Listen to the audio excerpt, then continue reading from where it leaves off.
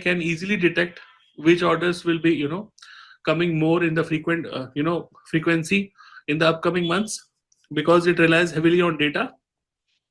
But again, there is a risk. What about the data quality?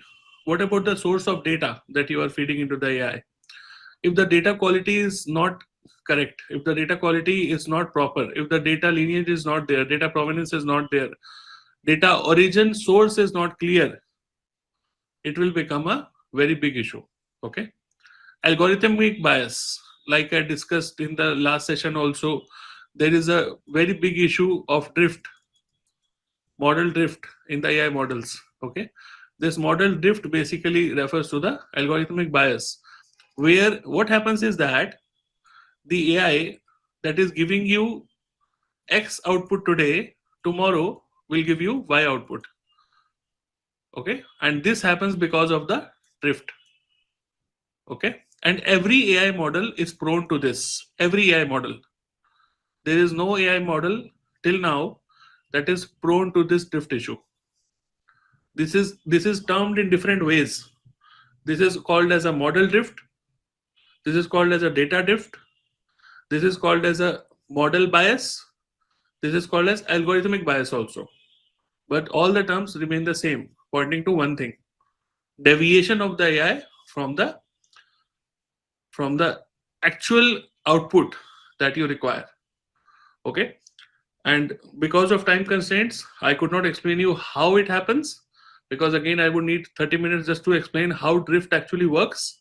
Then another AI use case is route optimization. Okay. So sorry route optimization means it calculates the routes automatically. Okay. Whatever faster route is available from a logistics perspective, the AI model automatically predicts that route and starts following it. Okay. But again, you see the same issue: model drift. What if over a period of time, since new routes are introduced every now and then, and old routes are also reconstructed every now and then, and the roads always do not remain the same as they are, always there are changes, right? Because of those changes, there will be a model drift again. Okay. And the data sets that it had will become old over a period of time, which cause the drift to happen actually. Okay. Warehouse automation. Okay. AI powered robots for picking up of the material, for packaging of the material, for storing of the material, everything done by AI powered robots. Okay. Again, there is a safety issue. Why safety issue in this case? Because no human intervention is there to make sure that whatever picking and packaging is happening correctly and with proper due care. Okay. So that will result into safety issue. Okay. What if there is a spillage of the product? What if the product is not packed properly? Okay. This will again hamper the warehouse automation. Fraud detection. Okay. AI flags false claims or theft. Okay. But again, you can't rely completely because AI produces false positives also. Okay. Supplier risk prediction. AI evaluates vendor reliability. Okay. Again, you can feed data into the AI, and AI can predict vendor reliability based on third party risk assessment parameters that you feed into the AI. However, how much accurate that result is, you need to understand that, because again there could be data bias, again there could be transparency issues. Okay. So at the end we are able to see that all the AI applications definitely bring advantage, but also introduce a lot of risk. And how we need to manage this risk, this session is all about that. Okay. So inefficient logistics to efficient logistics, that is the end goal, why we are here, right? Delays, high cost, and poor decision making in the current logistic environment because of which we need the AI. Okay, because of which we implement the AI. And with the help of AI, we will definitely have predictive forecasting, anticipating future demand accurately. These are the positives that we are expecting, the business outcomes that we are expecting from the AI model that we are implementing. From a logistic perspective, we will have route optimization, finding the fastest route, cheapest route, most available route, I should say. Okay. Then warehouse automation, automating tasks for efficiency, like the robots picking up the orders, placing the orders in the racks, everything, right? That comes under warehouse automation. Okay. Real time risk detection, identify and mitigate any potential risk if the AI model sees in the real time. For example, when you are optimizing the route, there could be a certain accident in a particular route. Because of that, you have to now reroute. So again, this comes under real time detection. Okay. So at the end of the day, we want efficient logistics. We want reduced relays. We want lower cost, better ROI, and better decision making for the organization. Okay. How does it happen? We have to introduce ISO 27001. We have to introduce ISO 42001. And only by introducing these two standards, you can have a secure logistics operation. Okay. One more standard that is missing here is privacy 27701. And if any organization is using personal data of customers for logistics, for delivery, for forecasting, or for anything for that matter, that organization would also have to add ISO 27701 along with these two. Okay, you cannot skip that, it's mandatory. Okay, now why do we need to add ISO 27001? What are the security challenges, you must be thinking, right? I did have mentioned that we need to add ISO 27001, but why? The question gets answered here.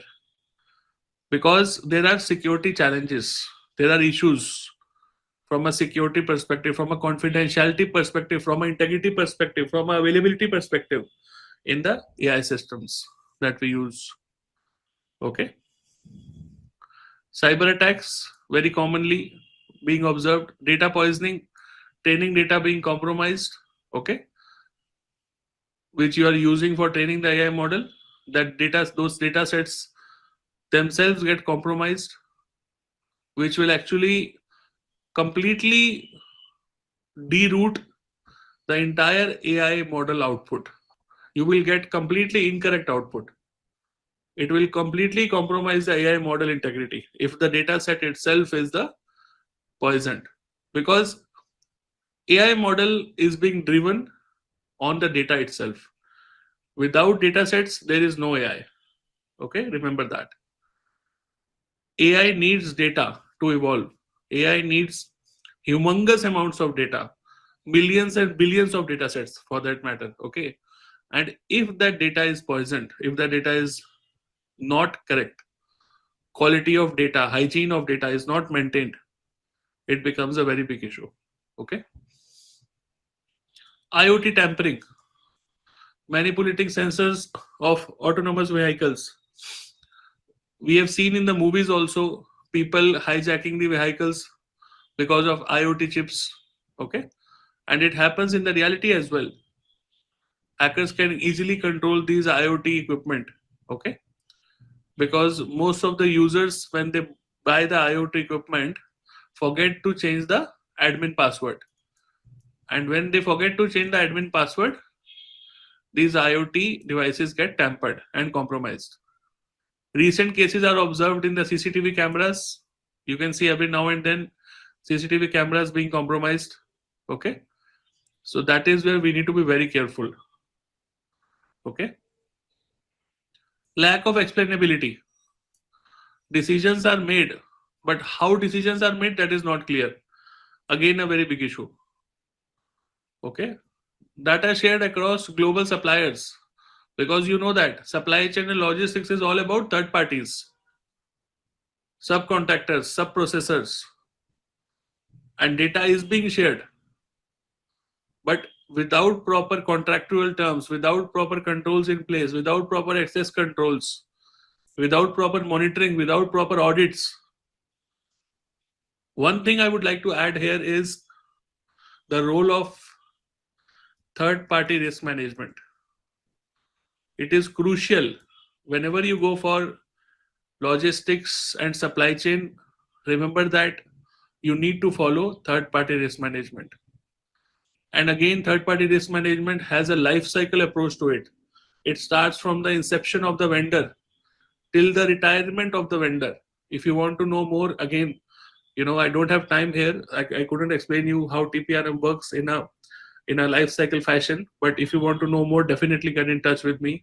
I'll explain that. So all those stages which are there in their third party risk management have to be taken care in each and every company who is dealing with logistics or supply chain. Okay. Without third party risk management in place, it will become a very big issue very soon. Okay. So these are the security challenges. Now, why ISO for 2001 is critical for logistics? Okay. We know that ISO for 2001 is actually there for having proper AI governance, for making sure that we have proper policies, procedures, impact assessment for the AI models. For having all the things in place, we need to have ISO for 2001 in order to manage the AI model that we have properly, and in order to govern it, we need to have ISO for 2001 in place. And again, it has to be implemented properly. Without proper implementation, it's of no use. Okay. So how it helps for the logistics is basically it helps you have a responsible AI. Okay. Because ISO for 2001 talks about AI impact assessment. And in this AI impact assessment, we basically ensure that whether the AI model that we are using is responsible, ethical, fair, accountable, trustworthy, or not. Okay. So this responsible AI governance is being done by implementing ISO for 2001. Okay. Alignment with business goals. You need to make sure that your AI model aligns with your business objectives. The return on investment, like we saw before. Okay. Robots doing the task, automatic routing, rerouting. All those are business goals that a logistic and supply chain company would like to achieve, right? That is where ISO for 2001 will help you. Okay. To align the model with the business goal. Life cycle integration. Okay. And we will see how AI life cycle integration happens with the logistics company. We will see that because AI life cycle is again a set of stages. How AI gets created, how AI gets developed, how AI gets decommissioned. Everything is there in the life cycle integration, and we'll see that. Okay. But if you want to have a proper governance around the AI life cycle, then you cannot do it without ISO for 2001. Okay. Then having a trustworthy AI system in the global supply chain operations. If you really want to have a trustworthy AI system as per the EU AI Act, okay, there is now a EU AI Act in place. I would highly encourage everybody who is watching this to please, go at least once and study about the EU AI Act. Okay, this EU AI Act will give you a lot of clarity around high risk AI usage. Okay, what is a high risk AI usage? Okay, so EU AI Act is greatly defined. It's a very good knowledge piece. Just please go ahead and read about that. So like we spoke before, AI life cycle in the context of now supply chain. Let us try to understand each and every life cycle phase of a AI model from inception till the decommissioning. This slide is the most important slide, guys. Everybody who is watching, please take a screenshot. This is the most important slide. If you are only able to understand this slide from this entire webinar, you have got the crux out of it. Okay, so please pay complete attention. Please give me your next 5 to 10 minutes without any disturbance. Okay, so that if you are here, you should get the value, you should get the knowledge, right? So let us start with inception. Okay, what do we mean by inception? Why do we need a AI model in the supply chain and logistics? What is the business problem that we are trying to achieve? We are trying to solve, actually. Okay, what is the business goal that we are trying to achieve? What is the business problem that we are trying to solve? Okay, what is the business objective? What is the end goal that we want to achieve by implementation of this AI model? All this is defined in the inception stage. Can a company have AI model without thinking about all these things? The answer is no. Without proper planning in the inception stage, if you even have a AI model, it's of no use. Because at the end of the day, if you don't know why you're using the model, what is the end goal, what is the objective, it's of no use. Okay.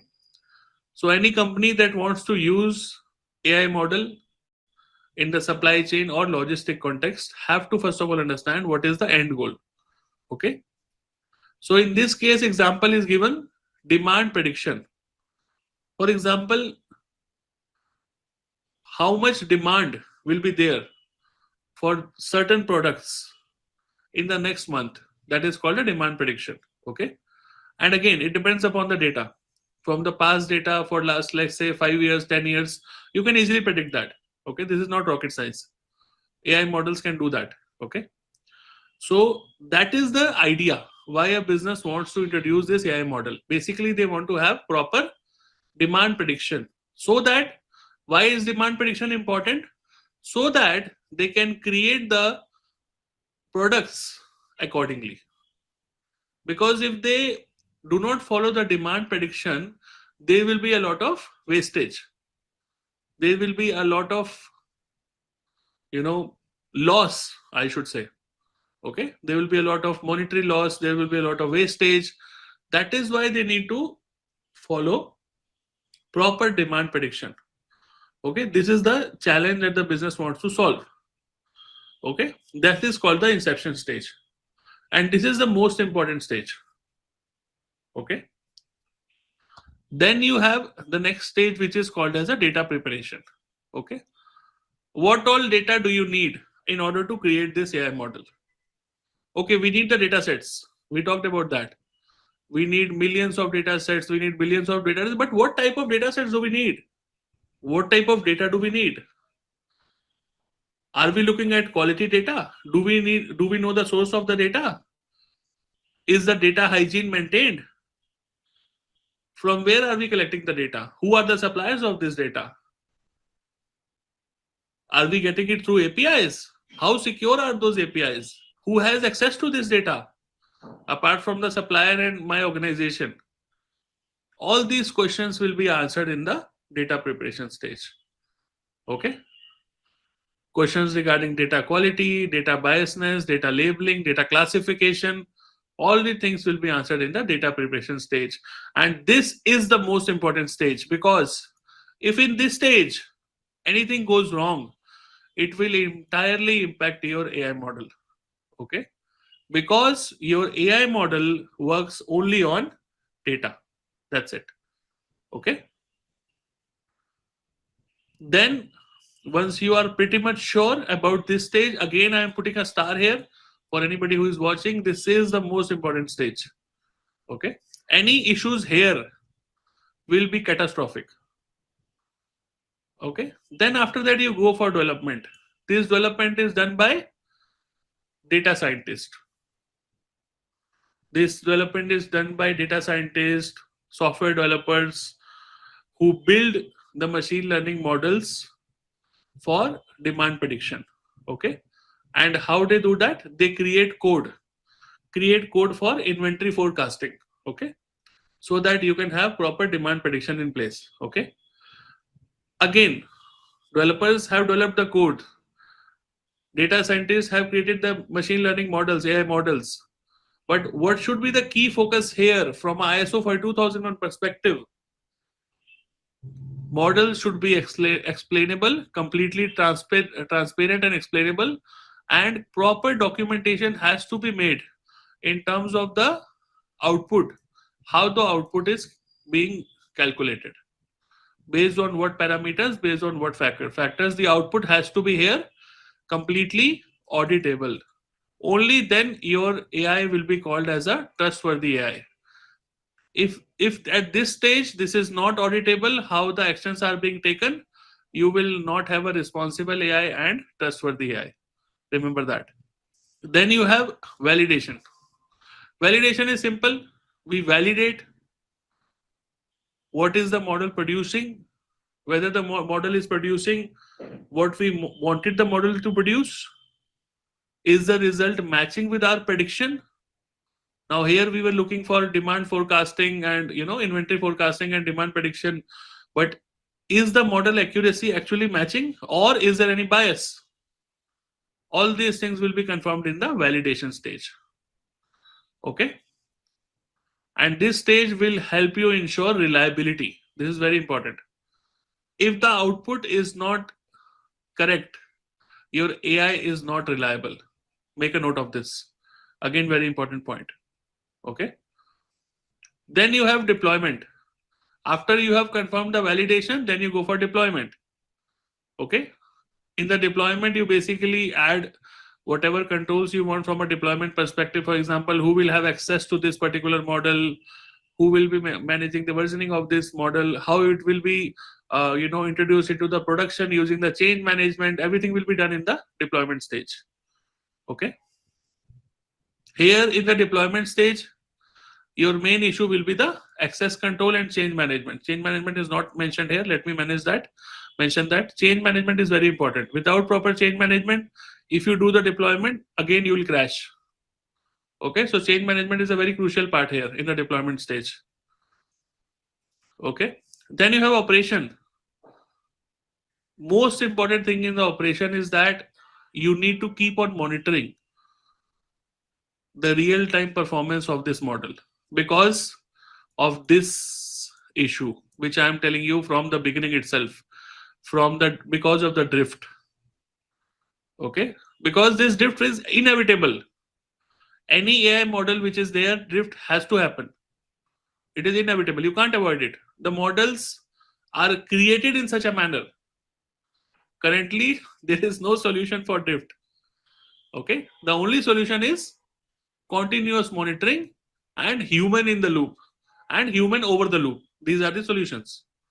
Okay, apart from that, there is no solution. You have to keep on correcting it over a period of time, because drift will happen. So that is where you need to be very observative from an operational point of view. Then it comes the continuous validation. Okay, continuous validation means human oversight. Is the AI producing the right result? You have to validate that. Not all the samples, but again, depending upon how you sample the AI output, a few samples should be looked every now and then. AI outcome has to be controlled by human oversight. It is important.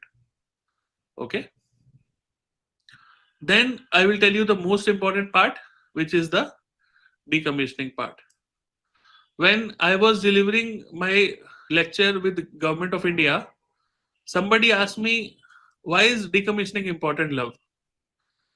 Decommissioning, like, this phase was entirely new for them, because they were not able to understand why would AI retire ever. Would AI ever retire?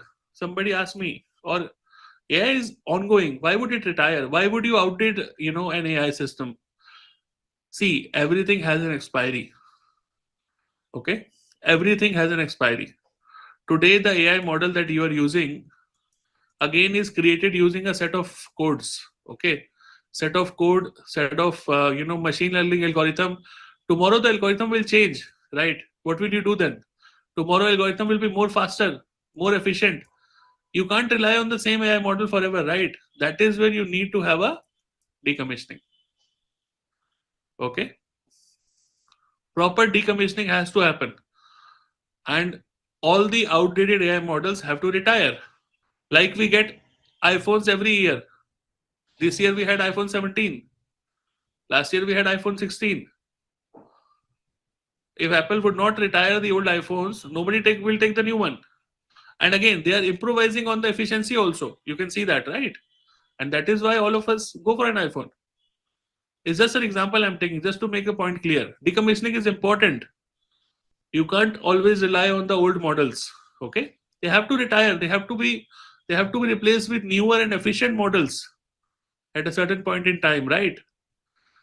But the key important factor in this case for decommissioning here, because AI depends upon a humongous amount of data, data cleanage, data deletion, data disposal is critically important. Okay, because it's a humongous amount of data. Okay, it's not only you're dealing with millions and billions of data sets here. And in the case of logistics and supply chain, it could be data of millions and billions of customers. Just think about that. So data cleanup, data disposal is really very important in case of a decommissioning process. So these are the clauses from ISO for 2001 from a logistics and supply chain perspective. Okay. So these are the core clauses which are, I think self-evident, but still I would quickly like to go through them so that you get an idea. You need to establish what are the issues that you're currently dealing with and how AI will have, help you with them. In the clause number 4, in the clause number 5, you need to establish proper leadership support and AI roles and responsibility for the implementation of ISO 42001. In the planning, you have to understand what all risks are there, do a proper risk assessment. In the support, you have to make sure you have proper support for creating the AI model and managing and maintaining it over the time. And then in the clause number 8, this is the most important one. This is where you basically perform the AI impact assessment. Okay, and this assessment will make sure that whether your AI is biased or not, whether your AI is fair or not, whether your AI is accurate, transparent, everything it will tell you. Whether you have a responsible AI or not, whether you have a trustworthy AI or not, everything will be done only after you do the AI impact assessment. Okay, and that will be done in the clause number 8. So basically, it's clause number 8.4 for everybody who is watching. For impact assessment, it is clause number 8.4. Okay, you can do that. And then performance evaluation, you need to have proper KPIs. For example, what is the bias percentage that your organization is okay with? For example, if 1% bias is there, it's okay, let the AI run because it's a small bias. But what if it increases above 5%? Then it will become an issue, right? So all these percentages and KPIs are defined by the organization that we do in the clause number 9. Okay, then you have improvement. Any gaps, any drifts that you see, you basically improve for the ISO for 2001 as per the standard. Okay, these are some of the risks that I've captured for you for a supply chain, and logistics point of view. Mostly from an AI perspective, we have inaccurate data, which we have already seen. Okay, data breaches can happen. Model drift we have seen multiple times. Integration issues, we might have to integrate the AI with some old systems, which is a very big issue in itself. AI errors are always there, because of which we can have a forecasting issue. Okay, because there are definitely errors every now and then till the AI is fine tuned. Okay, it takes a lot of time. Cyber attacks, we have seen that. Vendor models, we have seen. Okay, if in case any third party vendors are there, if we don't have a proper TPRM process in place, again it will become a very big issue, right? Over dependency. Okay, and model updates, all these are basically supply chain issues related to AI. Now these are the 9 impact dimensions which you will basically assess in the impact assessment. Okay, because you have seen me talking about impact assessment in the last session also, and in this session also I'm talking a lot about impact assessment. So now let us see what all do we check in the impact assessment. So these are the 9 dimensions. Okay, we check about the fairness, we check about the transparency, we check about safety and health, we check about human rights, we check about financial and economic factors, we check about societal and environmental impact, we check about the inclusivity and accessibility from a people perspective, we check about security and privacy, and we check about accountability also. Because you see, if any of these is lacking, it will become a very big issue very soon, right? So this is what we all test in the AI impact assessment. And after this, we create a AI impact assessment report. And as per the report, we go for the risk assessment. Okay. After this, we perform the risk assessment. Okay. Whatever negatives, for example, let's say if we have seen that in the fairness, AI is unfairly penalizing the small vendors, it will become directly as an input to the risk register. Because now we need to sort this out. We can't leave it at that, right? Now we'll mark it as a risk and we'll see what needs to be done in order to remedy that. Okay. Similarly, all the other factors are also there. Again, because of time constraint, I can't go through all of them, but yes, this is the whole idea. Now you should be thinking, okay, we have been discussing about impact assessment for a long time, but how to perform it actually? Because this is a good question, right? We have seen the importance of impact assessment, we have seen how it helps an organization, but if I do not know how to perform impact assessment, the knowledge is half. So that is why today I have presented you this slide, which helps you to perform impact assessment also. Okay, and this is not only for supply chain and logistics, this can be done for any organization for that matter. The process remains the same. Okay, so you start with defining the scope. Okay, what is the scope of the impact assessment? Then you identify the data dependencies. What are the data dependencies that you have? What are the data sources that you have? Where the data is coming from? Mapping the data flows. Because if you do not have the data flows in place, can you assess the impact? Not at all, not possible. Okay. So you first of all have to inventorize the data flows, make an inventory out of those, understand what all data flows are there. And again, for this, we need to create a data flow diagram. Again, how to create a data flow diagram, if you want to know more, mark me in the comments, I'll explain you. Again, it's a complete process how you create a data flow diagram. It starts from the source till the completion of the data, how data gets modified in the process. It's a long pathway actually. That's how you create a DFT. And this DFT is very important from a privacy perspective also, and from an impact assessment also. Without this DFT, you cannot have privacy control also, and you cannot have proper ISO 42001 also. It will become a very big issue. Then you have to identify the impact. What is the impact? Okay, we have seen the 9 dimensions. Those dimensions will become your aspect criteria. Okay, then accordingly the negative impact will become a part of the risk. Okay, then you assess the risk, then you review the compliance. Okay, where you are lacking, if there is more legal compliance which is introduced, you need to introduce those as well, and accordingly then you implement the controls. Okay, and then you create a finding, document all the findings whatever you have done, and this becomes a continuous cycle. Okay, this is how any organization can do the impact assessment. The most important part here is the mapping the data flow, because if this part is skipped, the entire this thing will slip out actually. Integrating the controls. So for any organization, in the last time also I mentioned, if you are planning to implement ISO for 2001, you should start with ISO 27001. Okay, you should start implementing ISO 27001, because until and unless you have information security, if you do not have information security in place, you cannot have AI governance. It's not possible actually. Okay, so information security is being managed by ISO 27001. Okay, that is the whole idea of this slide.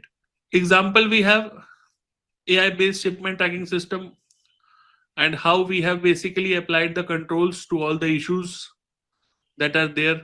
Okay, and basically this talks about the annex A.5 controls which are there in the standard.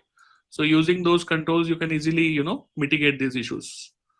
Okay, A.5.23 it has used, and clause number 9 it has used. Basically, okay, these two controls it has used. Metrics, KPIs and governance roles, like I already mentioned. Okay, what are the KPIs that you want to introduce? Fairness across vendor, target should be less than 5% deviation. If it is more than 5% deviation, it will become an issue. Okay, data quality should be greater than 98% target. If it is less, it will become an issue. Model accuracy 92%. Again, all these parameters are defined by the organization. Okay, there is no standard as such that you have to define model accuracy as 99%, 98%, 97%, nothing like that. It depends upon what type of AI model that you have, what type of risks are there. Only depending upon the risk, you need to create these APIs. If it is a very high risk model, okay, then you have to be very particular about these particular KPIs. Common non-conformities and implementation roadmap. So these are the common non-conformities that I have seen and I have mentioned here.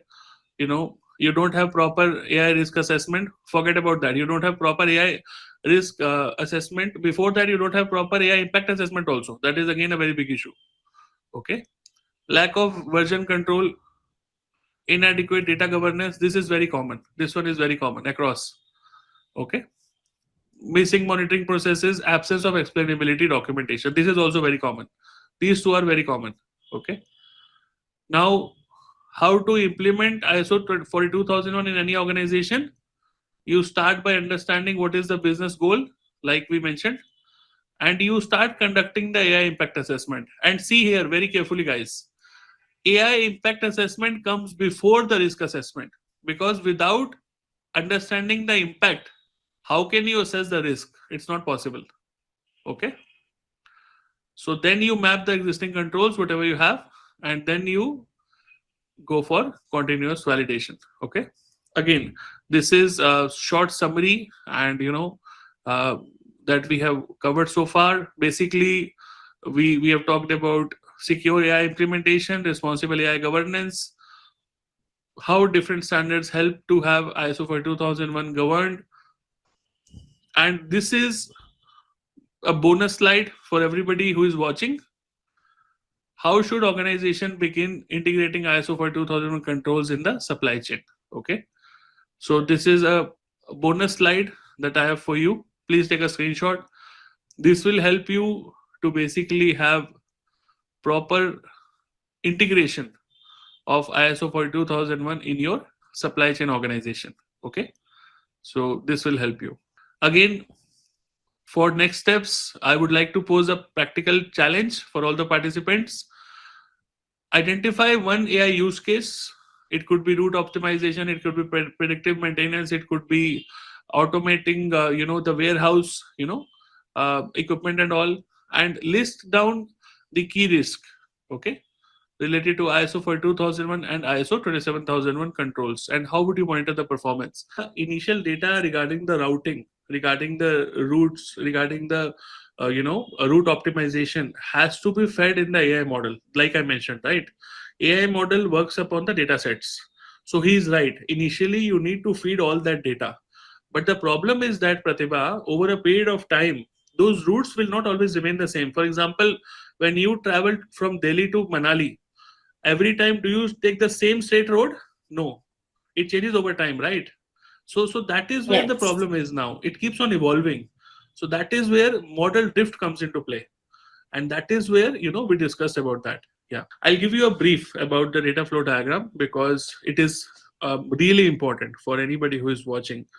So how do we create a data flow diagram? Is we understand the source of the data. Okay, for example, where is the data coming from? Is the data coming from a third party? Is the data coming from a customer? Or is the data coming from my own server? Where is the server hosted? Is the server hosted internal to the organization, or the server hosted external to the organization. According to this all parameters, I'm just giving you idea. Then we apply the controls on this particular data flow. And this whole process is called data lineage. Okay. So DFD is a part of data lineage. Okay. Hope this helps. Whatever you are thinking, the fundamentals, the process, the operations of the logistics will always remain the same. AI models are there to help you to make those operational work more efficient and more effective. That is the idea here. Okay. Your processes of logistics will not change. It will remain the same. Okay. But on top of that, you have now this AI model to make them more effective. And again, if you ask me, is that 100% effective right now? From the way that I have been, observing the AI models, and from the past couple of years, I'm working very closely to these AI models, and I've delivered many lectures in government and private sectors, and work closely with these organizations. A lot of risks are there. It's still it feels like we are very close to these AI models, but let me tell you, Pratibha, it is still very far away. So don't even think that tomorrow will be replaced by the robots. Not at all. Not for the at least next 10 to 15 years, I can assure you that. What is the role of the AI model? What is the end goal of the AI model? What is the objective of the AI model? And what type of risk that AI model is introducing? All these parameters will affect the KPI. You can use tools for automation again in order to help overcome that problem. Again, if you have multiple jurisdiction, if you have multiple locations, and you are dealing with multiple AI models, but again, I won't say, Pratibha, that you can rely on those models right now, because as I say, once you see my once you see my sessions on AI which I deliver, once you understand the risks which are still there in the AI models, once you see the type of issues which are there, you won't talk about automation after those sessions. I'm pretty sure about that, because the idea is to control those risks first, then think about this automation. People think that automation is easy. Automation is definitely easy, but are you getting the right output? That is the problem. So I'll tell you. So definitely you can integrate a lot of the controls and a lot of the processes and a lot of the clauses of ISO 27001 with ISO 42001. However, I would not recommend that approach. The approach that I would recommend, Adamola, is that you first implement ISO 27001 completely. Okay. And then you define the scope of implementation of ISO 42001, and then conduct the impact assessment and gap assessment on that particular scope, so that you get the understanding of where exactly that AI model is playing the role, because there is a huge difference. People nowadays, Pratibha, are talking about integrating all these three, ISO standards together. I would say don't go with that approach, because you are defeating the purpose actually. First of all, go step by step. First of all, you should implement information security, and that itself is a huge task. Don't think it's easy. Okay, it's a huge task. Once you are completely there, once you have implemented information security, confidentiality, integrity, availability across all your information assets, then you think about AI governance, then you think about AI maturity, then you think about AI model impact assessment, risk assessment. Before that, don't even think about all those things, because if your data security is weak, if your data privacy is weak, trust me, you can never have a responsible AI, ethical AI. It's not possible actually. Don't even think about it. Okay. So this is my recommendation again. You need to follow proper data provenance. Okay. And data provenance again is a step-by-step process. Okay. Which establishes the source of data, from where the source is from where you're collecting the data. It's okay. You don't have to, prove it to somebody that from this vendor, I have got this much of data sets, from this website, I have got this much of data sets. But you should have that data inventory, where you have inventorized all the data sets that your organization is using for that particular AI model. Because tomorrow, when the EU AI Act regulators will come to you and ask whether you have data provenance or not, then you should be able to establish those proofs. That is where it is required actually. You don't have to ask for certifications at all. That is not required.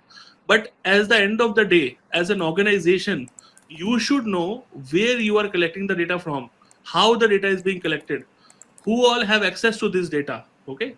All this is very important actually, and these all things have to be documented in order to prove data provenance. Again, I would like to say that, really grateful to GSDC. That's it from my side. Wonderful. Thank you so much. So, dear participants, as this was the recorded session, so I request you to all of you, if you have any further question for speaker, feel free to reach out to him. I've already shared his LinkedIn profile link in the chat box, or you can drop all your questions in the. You can post all your questions over the social media and tag GSDC, and we'll make sure that one of our subject matter expert will get back to you with the answers. So we'll just quickly have some announcement for all of you, and after that we'll end the session. So this is regarding the today's feature certification that we had a session on certified ISO 27001 2022 lead auditor, lead implementer. You can opt out for any of the certification. You can use this promo code, which is ISO lead 20, to get 20% off on this certification. As these certifications are globally recognized certification, you'll be getting learning resources where you'll be getting a lot of case studies to work on, e-learnings and book of knowledge. These certifications are lifelong learnings, which gives you learning flexibility as well, and you'll be getting chance to connect with our training partner channel. Along with it, you'll be getting a lot of opportunity to work on capstone project, that is something real time AI simulation practice. So do grab this opportunity. You will find the offer details in the chat box itself, along with the promo code and the link that I've shared. And this is regarding the utility tool. You can use this AUG 100 to get 100% off, and this is only for our webinar attendees. This tool will help you to improve your LinkedIn profile score, your AI skill score. Also, it will help you to build your personal brand, and it will help you to build AI generated resumes. So do check this out. I've already shared the utility link in the chat box. And we are running this another real world L&D case studies across industry. We have experts aligned for this as well. This is happening simultaneously with ISO, so you can join accordingly. This is started from 24 November till 28th November 2025 with the time slot, that is same time slot, 8:30 a.m. Central, 10:30 p.m. Singapore, and 8 p.m. Indian Standard Time. And we are running this AI implementation series where all the AI experts around the world are joining us and giving us a live demo sessions with practical walkthroughs, and they are also providing the tasks to perform, right? So do join us for all these AI implementation sessions. It is very important one, as our speakers are covering almost all the tools, AI tools that is present in the market currently. So do join us. This is happening 24 to 28 this week, 6:30 a.m. Central, 8:30 p.m. Singapore, and 6 p.m. Indian Standard Time. And let's congratulate to these three. We have these three winners: Astik, Rakesh, and Saxena. We'll be announcing all the final winners at the end of the series. However, they have referred maximum people to this specific webinar series.